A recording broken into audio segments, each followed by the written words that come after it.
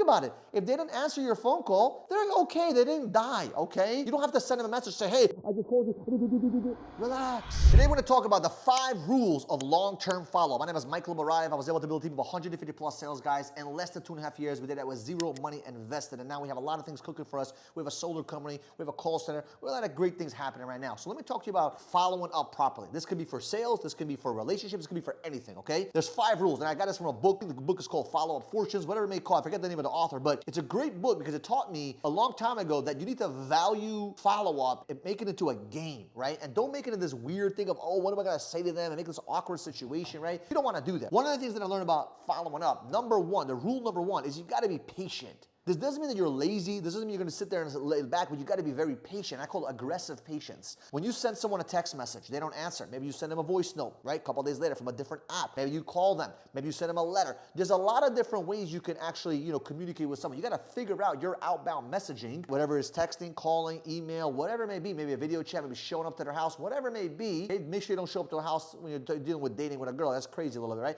But you know what I'm talking about. There's a lot of different things you can do to get yourself out there, right? So you have to figure out what's the best form of communication and how can you mix and match it and make it valuable to the other person. Like sometimes you may send them a message, they don't reply. You don't need to follow up 17 minutes later. Like give it a couple of hours, give it a couple of days, let the person breathe. And how you do that is by being aggressively patient, but also filling up your pipeline so you're not dependent on that one follow-up or that one person, right? So that's rule number 1. Be patient, but don't be lazy. Number 2, you gotta be human. You gotta be normal. I've had people follow up with me, like sales guys following up with me trying to sell me their product, and they're literally blasting my phone, acting weird, not being human. I'm like, yo, dude, what's wrong with this person? You get the ick from that because you don't want to do business with someone like that. So you got to be human and be normal. Think about it. If you're trying to sell someone a product, don't be like all tensed up and following up like a maniac 3, 4, 5 times in a day, sending them weird videos and weird vibes. And you got to make them feel comfortable. Be human. Think about it. If they didn't answer your phone call, they're okay. They didn't die, okay? You don't have to send them a message, say, hey, I just called you.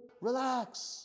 You call them, be normal, maybe you call again, second time, and that's it. They don't answer that day, you wait till the next day. Shoot them a message, hey, I just want to let you know I called you right now, not sure if your phone is working, right? Assume, like a human being would do, assume that things are not going, something happened maybe. It's okay, they forgot, they were busy. Give them the benefit of the doubt, right? So be human.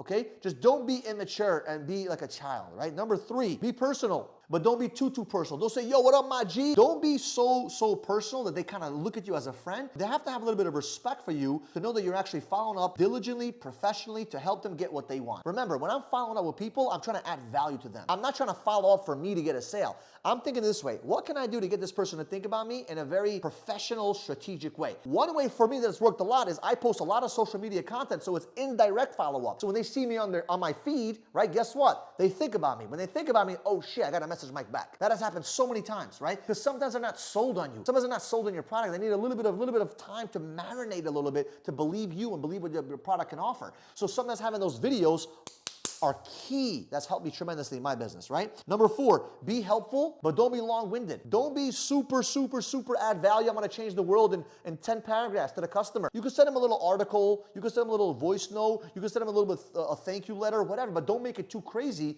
where they actually think that that you're just trying to get the sale, right? They need to understand it's helpful, you're doing the right thing, but it's not too much and it's not too little, right? Number 5, be consistent. Never give up, but do not be annoying, right? You gotta be consistent, you gotta be persistent, but try different angles, try different time frames, try with different people. Sometimes you might want to follow, let's say I need to follow with my boy right here, Matt, and Matt is busy. I may call his brother and say, yo, bro, you might call your brother, let him know I actually wanted to speak to him. I don't know what's going on with his phone. I've been trying to reach him for 3 weeks. He hasn't answered me. Just let me know. Because it could have been that Matt was on vacation. I don't know. Happens. I just had a situation earlier where I was dealing with a partner company. I was calling this individual Monday, Tuesday, Wednesday, Thursday. Today's Friday. I'm like, yo, what's going on with this person, right? So I called, guess what? One of their partner friends, one of their coworkers. Hey, what's going on? And I found out she wasn't ignoring me. She was on vacation, right? She didn't have her phone on her because the phone had no connection for the American service.